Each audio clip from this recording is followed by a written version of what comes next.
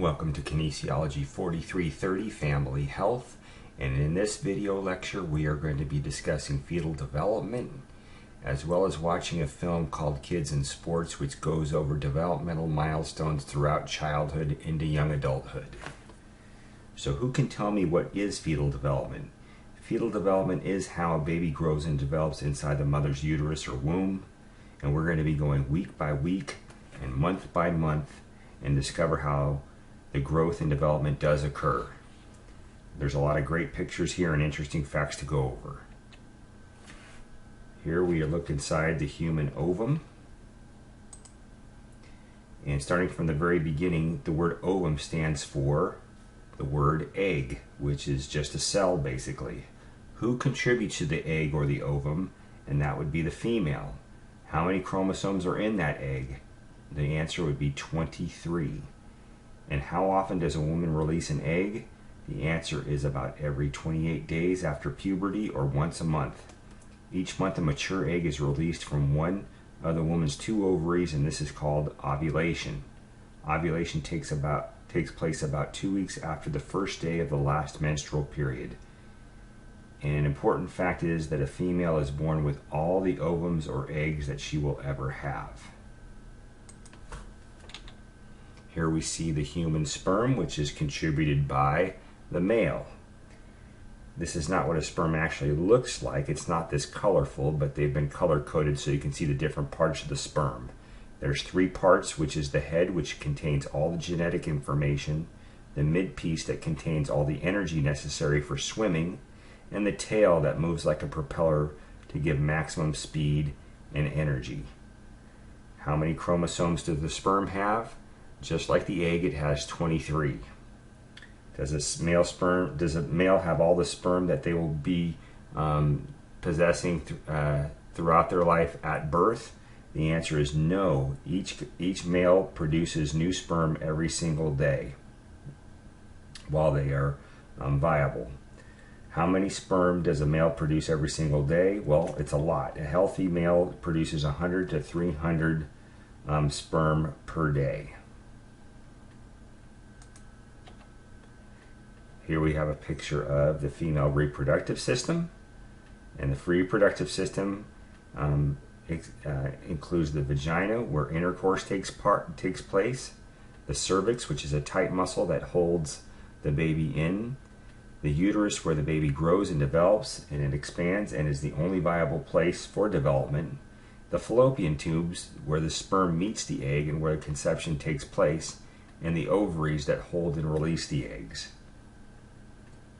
During intercourse is when the new life is conceived, and sperm are released during intercourse at 100 to 400 million sperm per episode. Sperm have a laborious journey in search of an egg to fertilize, and the sperm have to swim up through the vagina, where many die off because it's very acidic, and the cervix is hard to get through, so more die off there, and more will die off in the uterus because it is a far distance to swim, and only the strongest can make it to the egg in the fallopian tube, which is a few hundred sperm. And sperm can live up to 5 days inside of a woman. So when the sperm find an egg, they surround the egg and begin tapping, and trying to enter the egg. Then one will eventually break through. There are 2 words to describe this moment. It's known as conception and fertilization. Once the sperm breaks through, the egg releases a chemical to keep the rest of the sperm out.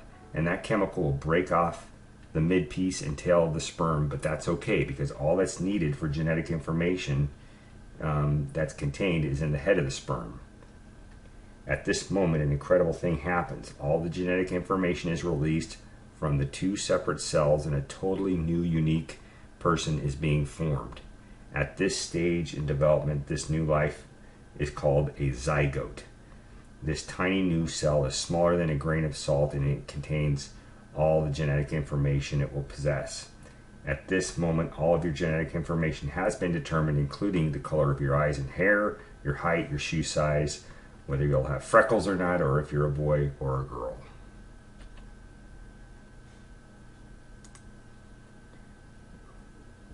A human embryo, now we have what's called an embryo. After 6 to 8 days, the cells continuously divide while traveling down the fallopian tube before arriving at the uterus. You'll notice the different names and different stages of the zygote, embryo, and fetus, and these are the names that describe the stages of development that the baby is in, just as we use newborn, infant, and toddler once a baby is born. The embryo implants in the uterus 6 to 8 days after conception, and the baby is growing rapidly and will double in size in the next 24 hours. We can't see a lot yet, but the baby is manufacturing all of its own structures necessary for life, including placenta, umbilical cord, and amniotic sac. What is the job of the placenta? The placenta provides all the vital nutrients, oxygen, and blood that is necessary for growth and development. It's attached to the placenta is attached through the umbilical cord where it connects to the living being. How many weeks is considered a full-term pregnancy? About 40 weeks. And there are two different ways that development is calculated. One is called gestational age, which is the term traditionally used by healthcare professionals to date pregnancy and refers to how long it's been since the first day of the mother's last menstrual period. The gestational age begins 2 or more weeks before the fertilization of the egg by the sperm. The fertilization or conception age refers to how long it's been since conception from the moment the sperm meets the egg. Here we see the human embryo at 3 weeks, and it's about the size of a poppy seed. What do you see in the picture? Well, you see spinal cord, eyes, heart, arm, and leg buds, a placenta, an umbilical cord, and a yolk sac. So what can you feel, or what can you actually detect in a human embryo at 3 weeks? Well, for one, there's a heartbeat. You'll remember, just 21 days after conception, there is a beating heart. Often the mother won't know she's pregnant yet, but yet there will be a living heartbeat inside. And at 26 days, the arms and legs appear and start to grow out. Historically, back in the 1950s, there was a drug called thalidomide that was used for morning sickness that unfortunately caused many malformations of limb buds at this stage of development. The human embryo at 5 weeks. The brain, spinal cord, and other major organs are forming and developing, and the brain starts to separate into 5 different sections. The head is large, about a third of the size of the body for a developing baby at this stage, and whereas with an adult, your size of your head is about 1/8 of your size. Development does occur from the head out in what they call cephalocaudal principle. The baby's presence in the uterus triggers production of the hormone HCG, or human chorionic gonadotropin, and this is the hormone detected during pregnancy tests.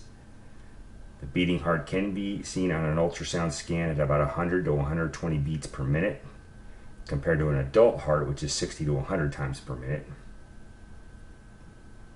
And the last organ to develop is what? It is the lungs. So at this point, there's a lot of fluid developing, but there isn't a breathing air yet.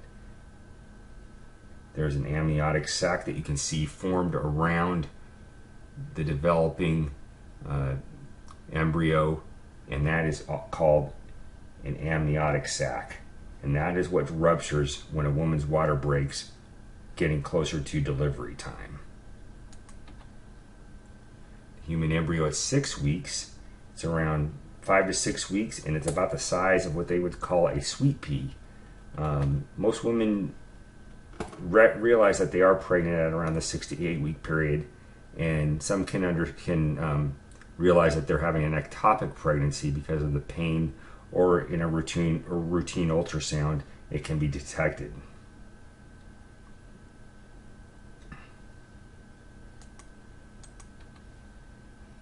Seven weeks gestation. Even though this embryo weighs 1/30th of an ounce, or about the same weight as an eyelash, it now has all the internal organs of an adult. All major systems, body systems are intact, and the size is about that of a blueberry, which might sound tiny, but it's actually over 10,000 times bigger than at conception. The mouth, lips, and developing tongue are starting to be more evident, and at this point reproductive organs are beginning to form, but nothing can be seen from an ultrasound at this point. At 43 days, brainwave patterns are starting to be recorded, and at this point there's 100 new brain cells developing each minute. Note the limb buds here. You can see that there's just small little tiny projections coming out from the chest area. So here we see a human fetus at 9 weeks.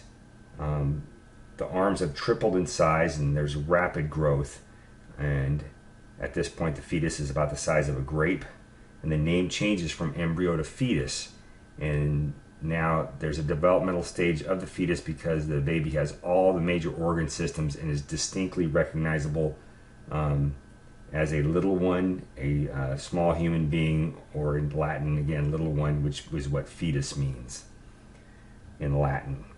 At 9 weeks old, there's about 3/4 of an inch long and weighs about 1/8 of an ounce. The limbs and fingers are growing rapidly, and the bones in the arms are beginning to calcify and harden. There is movement, but nothing coordinated yet, and still can be relatively undetected by the mother at this point. And all systems are formed, they just need to develop within this growing organism. At 10 weeks old, what do you notice in this picture? Well, you can see skin, veins, fingers, ears, nose, and eyes. You can see that they're within the eyes at 12 weeks, the eyelids will fuse shut to protect the developing eyes until about 7 months old. And this is to protect the eyes from the developing fingers because they don't understand that their eyes are fragile. The nose and facial features are quite flat but will soon take shape. And the skin is the biggest organ. Like all the other organs, takes time to develop, so transparent skin will be less transparent over time. At 10 weeks, for the first time in development, the brain can make the muscles move on purpose. At 11 weeks, we can take a look here. We can see inside the womb, and that the size is now around 2 inches long, and yawning and sucking do occur. The eyelids are formed and fused to protect the developing eyes, and the kidneys begin to produce urine. And during the next several weeks, there will be rapid growth, increasing in weight 30 times and tripling in length.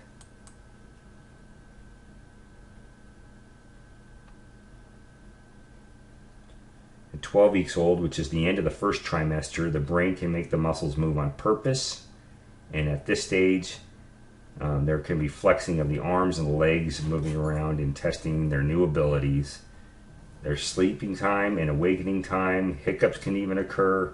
There can be pain felt, and fingers and toes are lengthening and separating, and there have been developing soft nails. At 13 weeks old, we can see a model here of the feet. This is an amazing thing. As you take a look at them, you can dab these feet on an ink pad and place them on a piece of paper, and you will see perfectly formed footprints as well as fingerprints. And as we know, no two persons in the world have the same footprints or fingerprints as you do.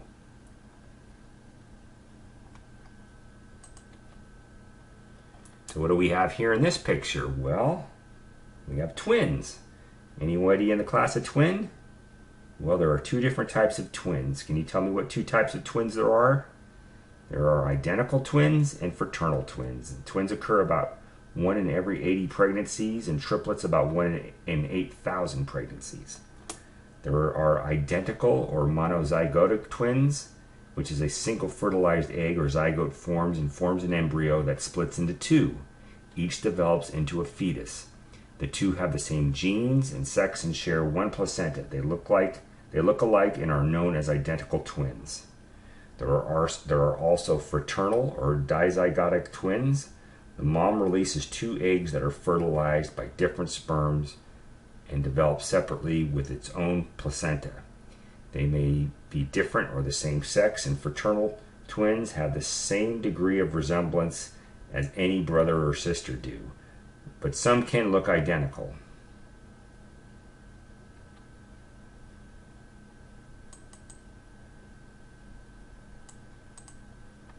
Here we take a look at the human fetus at 4 weeks. Again, this was a miscarriage, unfortunately, and we were given permission from the doctors and the family to share these pictures, and you can see how much development has occurred at 16 weeks. Do you notice the detail of the eyebrows, the lips, the nose, the fingers, and the toes?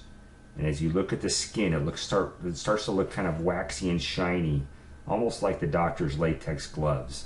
It's because the skin has produced a protective covering called vernix, and it protects the delicate skin from constant exposure to the amniotic fluid. It's kind of like if you were swimming in your pool for a couple hours and your skin got wrinkly and pruny. This is what would happen if you were in a pool for 40 weeks, but thanks to the vernix, it helps protect our skin from getting it wrinkled as much as it does when inside the womb.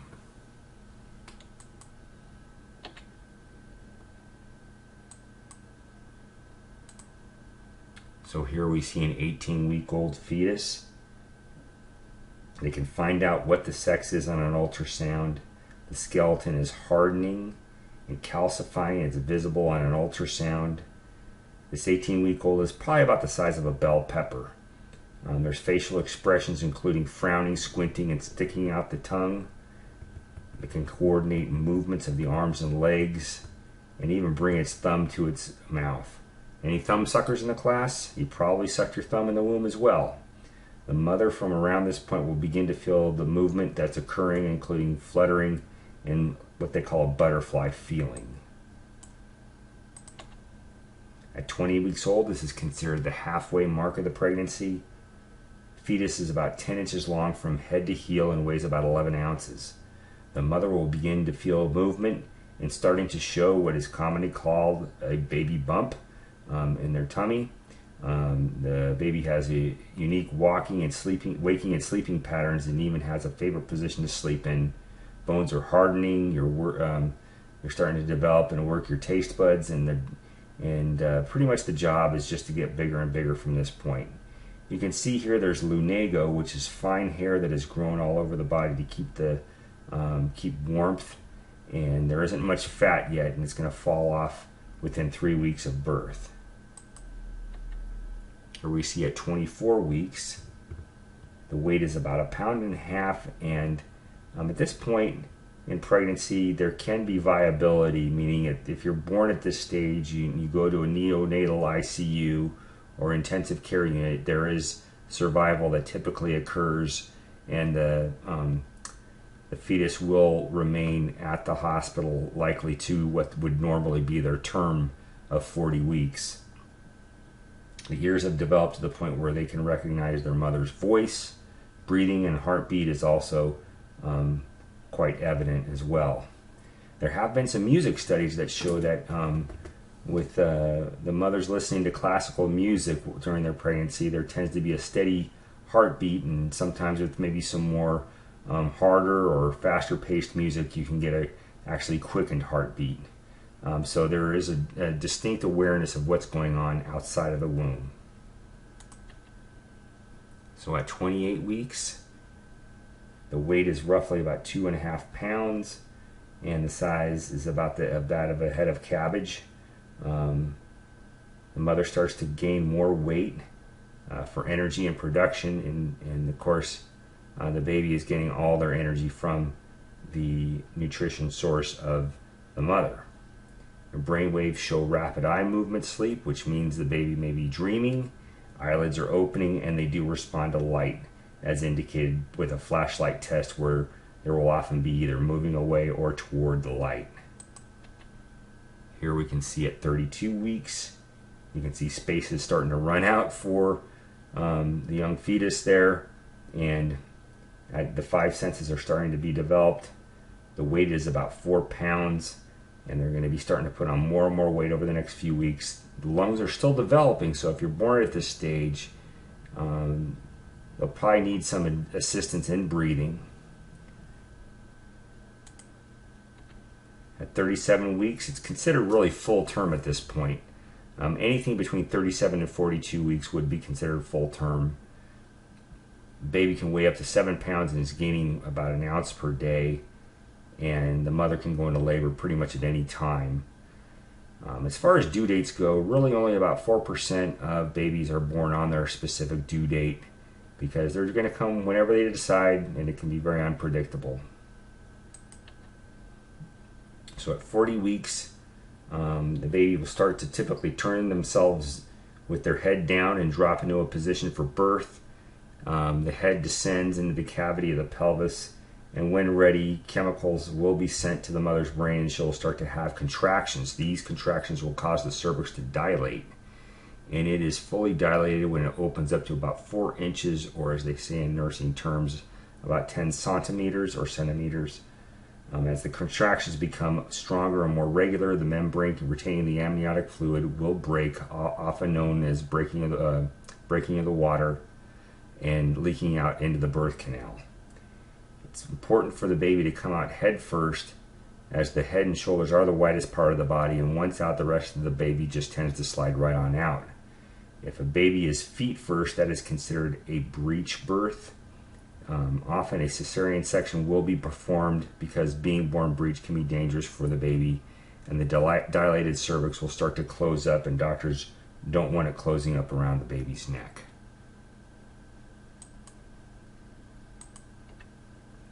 Here's a pretty amazing picture you can see of the feet pressing on the mother's stomach. And here's a baby about halfway through the canal.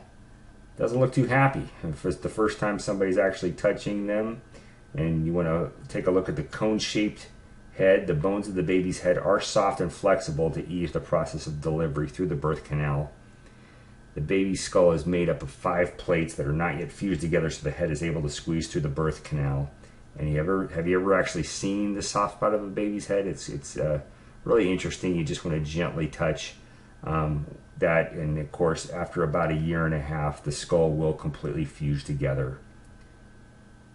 So newborn babies are usually covered with a combination of blood, mucus, and vernix, with the greasy covering that protected the fetus in the uterus. You can see this little one here crying. And why is crying a good sign? It sure is. It shows that the lungs are working properly. It's music to the ears of the doctors and the parents. They're given an APGAR score, which is when they're assessing the needs for emergency care. Their heart rate, breathing rate, muscle tone, reflexes, and color are assessed. A score is given for each sign at 1 minute, 5 minutes, and 5 minutes after the birth. And if there are problems with the baby, an additional score is given at 10 minutes. A score of 7 to 10 is considered normal, while 4 to 7 means that there might require some resuscitative measures. And a baby with an APGAR score of about 3 or below will likely require immediate resuscitation.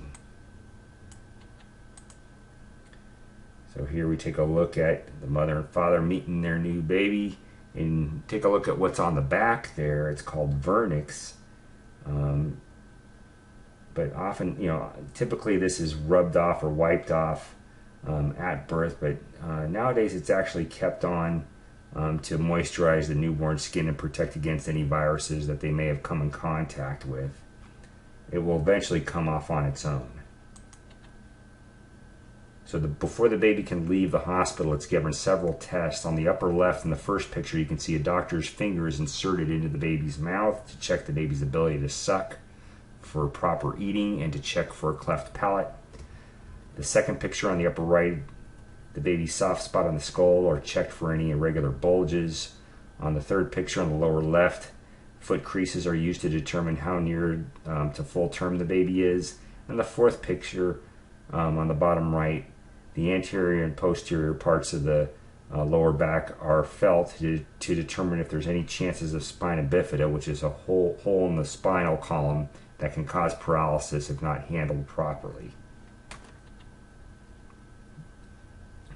Once the baby clears and passes all their tests, they can go home. And I hope you have enjoyed this journey through the 3 trimesters of prenatal development. We will now continue on with the film Kids in Sports about developmental physical milestones for children.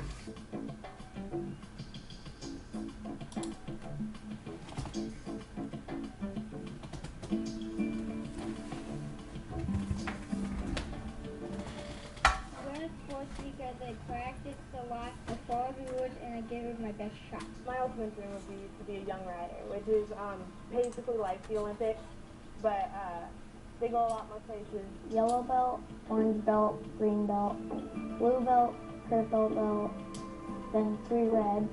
I'd like to get, until I get to a 9th degree black belt. I have a dream to play in the WNBA or overseas, but I am also going to get a good education.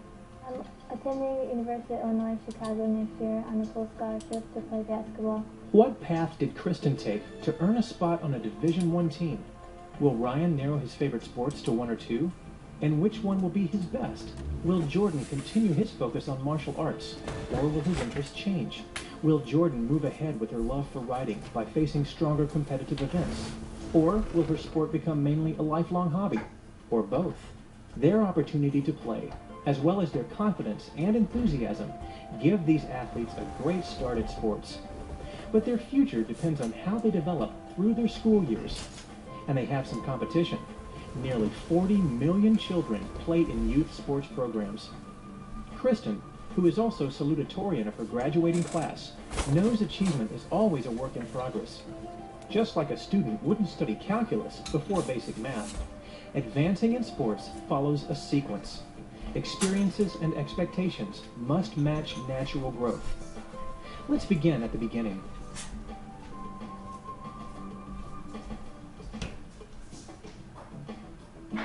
During the first year, a baby's strength develops up the spine. The infant who can only lie down learns to sit up. Around a year, he begins walking. When he takes that major first step, his balance is wobbly and his posture a work in progress. An infant sees a blurry image of a black and white world. Seeing in color and seeing to the side will happen all in its own good time. Despite what many parents hope, it is too early to identify or encourage an athletic career.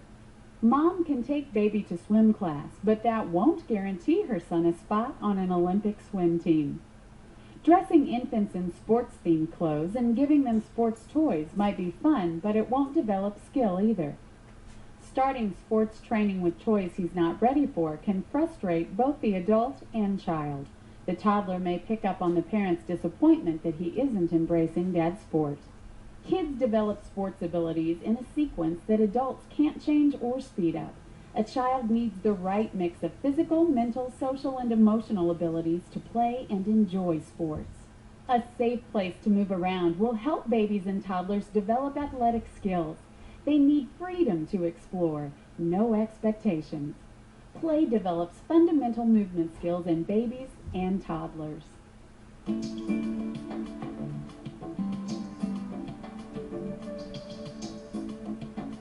Coordination improves by preschool. The young brain constantly communicates with the body about how to move. Youngsters love to run, but running isn't as easy as it looks.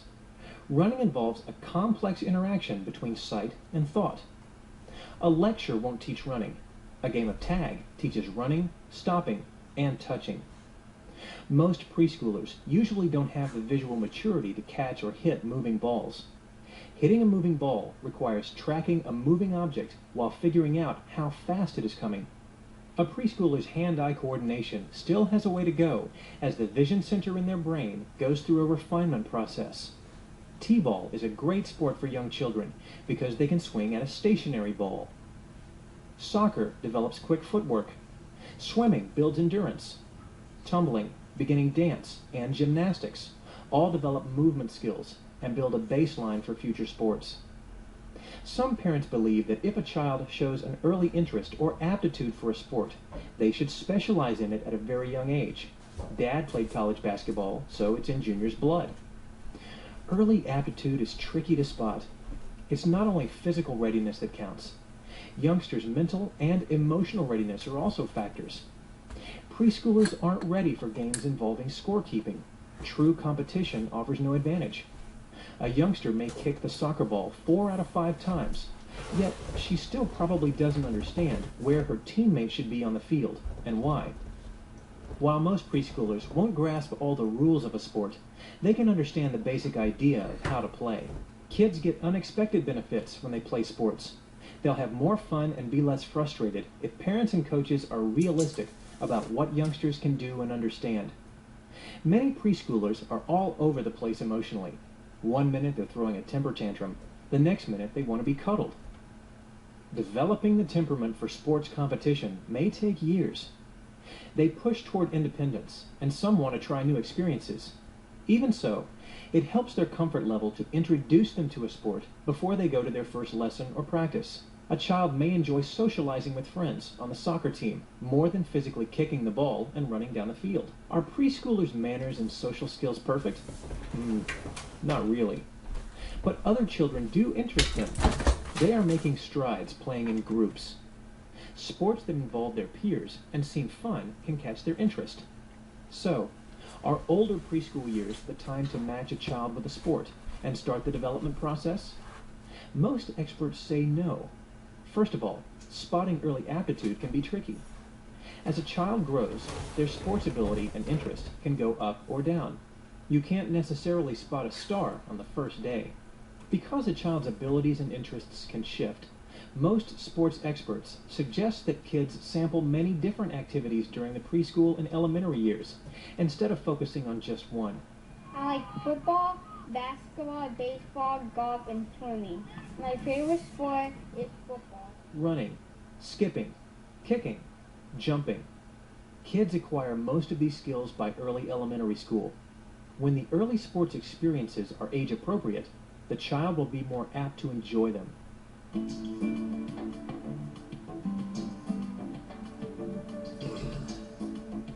Once children enter elementary school, sports participation ratchets up. Tennis programs, year-round swim teams, gymnastics, Little League baseball, martial arts, soccer, and football. Can 6, 7, 8, and 9-year-old bodies, minds, and spirits handle all this athleticism? Yeah, I like other sports. Tennis and soccer. My taekwondo helps me in soccer because I like to kick and it has power in it. The ball that seems so hard to hit now may sail into the outfield. The eye can now track and follow moving objects so a youngster can progress from t-ball to baseball. Throwing improves as a child can aim the ball more accurately at a specific location. Running was always fun but now becomes more coordinated. Dance movements look more like dance. Youngsters at this age are primed to learn and improve on basic skills. Intellectually, the how-tos of the game become clearer. When I work on football, I usually take a piece of paper and I draw plays. My dad showed me how many people are supposed to be on the field, so I just made up my own plays. Will Ryan's coach use his playbook? Probably not. But he is beginning to understand that football is about strategy as well as throwing and running. For most youngsters, understanding complex strategies is still out of reach. It's important not to overload the mental part of sports at this age. From 6 to 9, youngsters become more social. Sports offer the opportunity to get along with teammates, to cooperate, to be a really good sport. An atmosphere of fair play teaches a lesson that can last a lifetime. Am I good enough to play on this team? Am I getting better? Do the other kids like me? Are my parents proud or disappointed? Sports bring out a range of emotions in 6 to 9-year-olds. Kids in early elementary grades will thrive when they find a sport activity that is a physical, intellectual, social, and emotional match for them. They'll enjoy seeing improvement, they'll have fun, and they'll learn the fundamentals.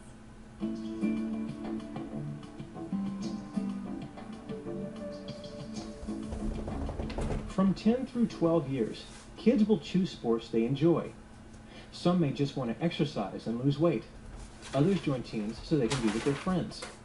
Others may have strong interest and talent in a specific sport. Preteens fine-tune their skills. Throwing becomes more accurate. Catches are better. Passes, shots, and serves have better direction. Motions become more automatic. Posture and body control mature, so a child can turn, pivot, spin, and jump better than before. As kids' bodies get bigger, they can handle harder training. It takes a lot of leg muscle, a lot, because to get him to go forward, you need to use leg muscles to get him to stop, to get him to jump, and more upper body strength too, in your stomach and more in your back. So I'm out here almost every day of the week riding and making sure he's in shape and that I know what I'm doing. I take lessons from a few different trainers. The eyes are reaching full development. It's easier to tell how far away a ball is while keeping an eye on teammates and opponents. Seeing the swimmer in the next lane while figuring the distance to the wall helps win an event. The preteen athlete may not have eyes in the back of their head, but their peripheral vision is improving, and so is their performance. Emotionally, they still need to know that their parents value them as children, regardless of how well they play a sport.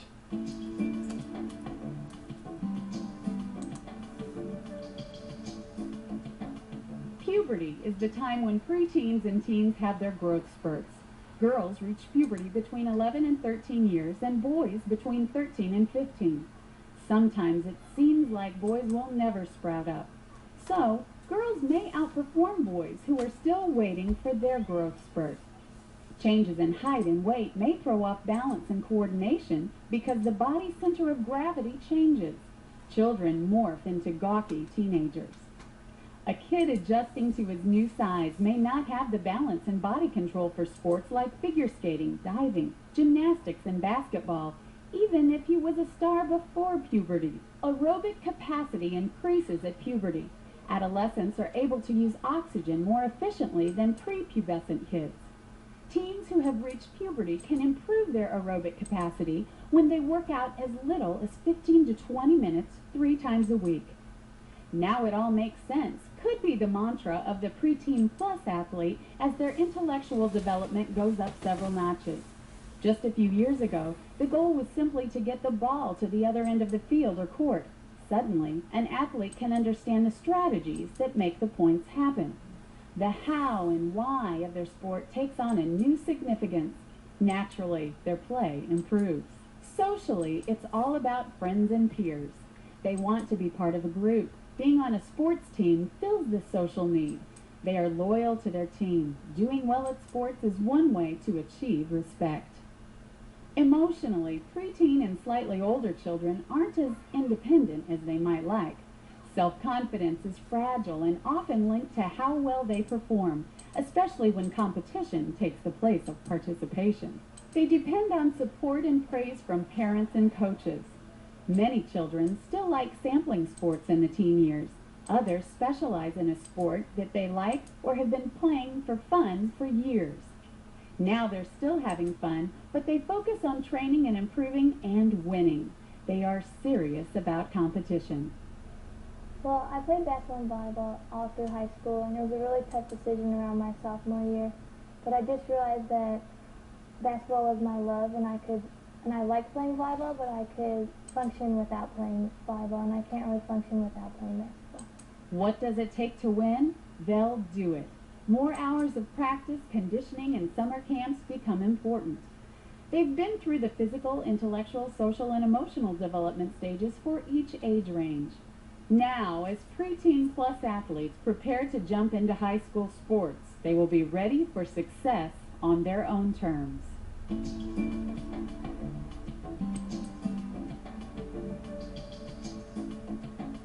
As children from toddlers through high school progress in their athletic development, there are some cautions to consider.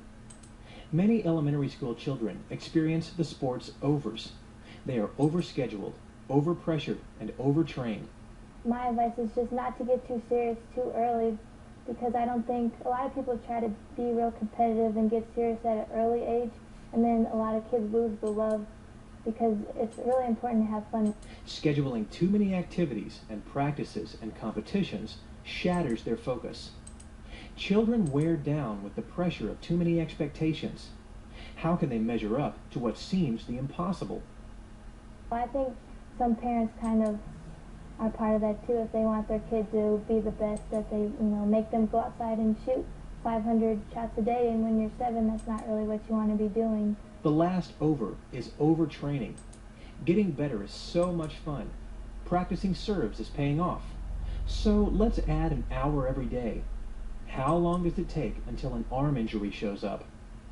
When youngsters train too much and specialize too early, they can get overuse injuries. Stress fractures and tendinitis can stop budding athletes in their tracks. They can damage their growth plates. During childhood, the ends of youngsters' bones have plates of cartilage or soft tissue that allow the bones to grow longer. It's kind of like a sandwich cookie. The cartilage is the filling and the bone is the cookie. When an adult turns an ankle, they probably sprain a ligament. When a child turns an ankle, they usually injure the growth plate. The injury can last a lifetime. Letting children train as adults can be physically and emotionally dangerous. Overuse injuries escalate as teens head to sports trainers and clinics with back pain, sprains, and fractures. Well, the concern is that some of these athletes are getting hurt before their body has even had a chance to mature. So their muscles or their tendons or their ligaments are not fully developed, and yet they're already, those tissues are already being stressed and sometimes injured. Being aware of the physical and emotional pitfalls that come with overtraining, overscheduling, and unrealistic expectations will help keep an enthusiastic athlete on a positive track.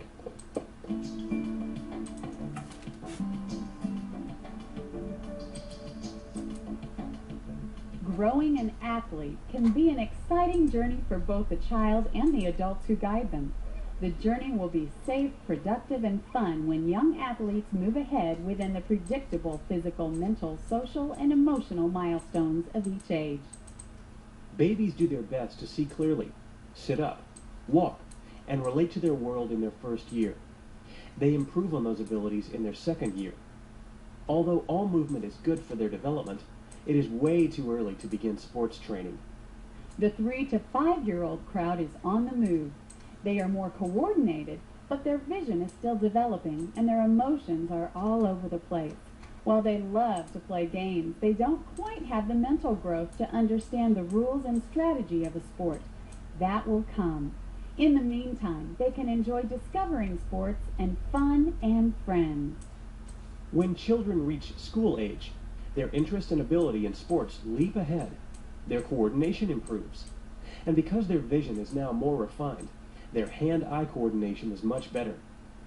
They understand how to play games and like being part of a team, even though it's often hard to handle their emotions.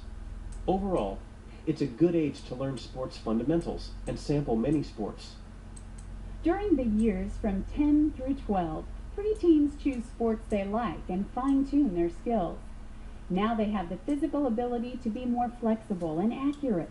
They are able to keep track of what's going on around them because their vision has matured.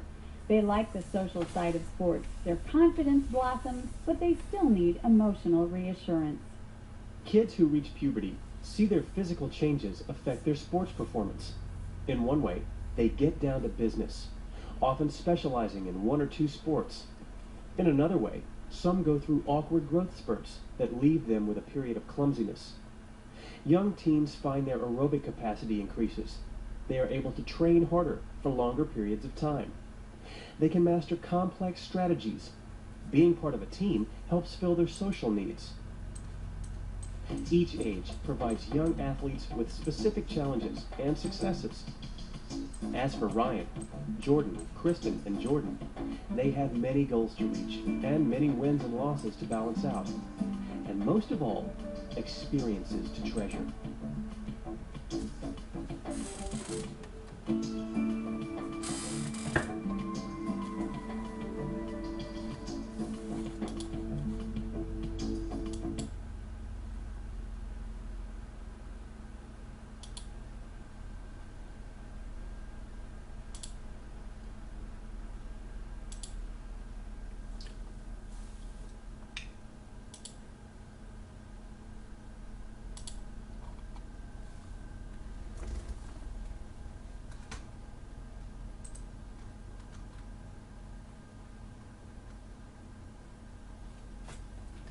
So now let's take a look at and review some of the questions from our study guide.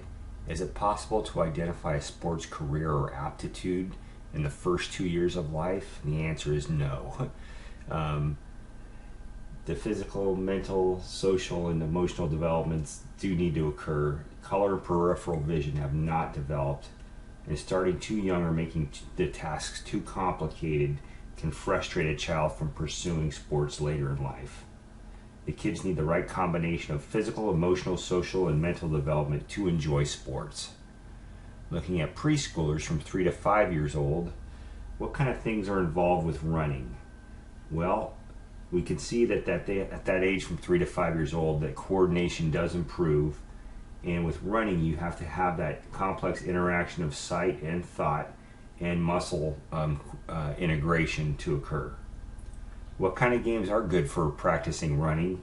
And that would be things that are going to keep the kids interested, like tag and hide and go seek. Is hand-eye coordination developed at 3 to 5 years old? Not typically. Sports that are good for development are things that just involve play and fun, including skipping, hopping, jump rope. Hitting a moving ball is pretty hard to do, which is why t-ball is such a good sport to play to get kids introduced to sports like softball and baseball at that age by hitting a stationary object rather than a moving object. Do kids tend to embrace competition at this age? Not typically. Many of them don't have the temperament for it. And should they specialize or concentrate on any one sport at 3 to 5 years old? No. True aptitude is really hard to find at this age, and it's best that they be able to participate and try as many different things as possible. At early elementary age, from 6 to 9 years old, visual skills do improve. The eyes can track and follow a moving object, and kids can go from t-ball with a stationary object to hitting a pitched ball or a moving target. Throwing gets better, and running and dance are even better and more coordinated. Understanding the game, the kids' sports IQs start to improve. A child can follow a play drawn up by a coach and even draw their own what they call sandlot plays in the playground and experiment with different types of plays and different situations for sports. Social development gets better, and they often participate in sports for the opportunity to hang out with their friends, and they're starting to get ready emotionally to be able to handle competition. But again, it tends to be a little less competitive at that age, but stronger than it was when they were 3 to 5 years old. Preteens are often marked by the years of puberty. For boys, reaching puberty at typically 13 to 15 years old and completed at 16 to 17 years old. The girls reaching puberty typically a little bit younger at 11 to 13 and completing it at 15 to 17 years old. And in terms of just some of the cautions that young athletes need to take in making sure that they don't get burnt out physically or emotionally are the overscheduled, overtrained, and overpressured athletes. And some of the sports injuries that can occur with a child athlete include growth plate injuries that can have life-changing effects, really, and stress fractures from overuse as well. So that's most of the information from the Kids in Sports video. And to go along with our prenatal development, there will be a topic quiz on this information. And make sure that you log on to assignments and complete the topic quiz related to this information. Thank you very much. Stay safe and have a great week.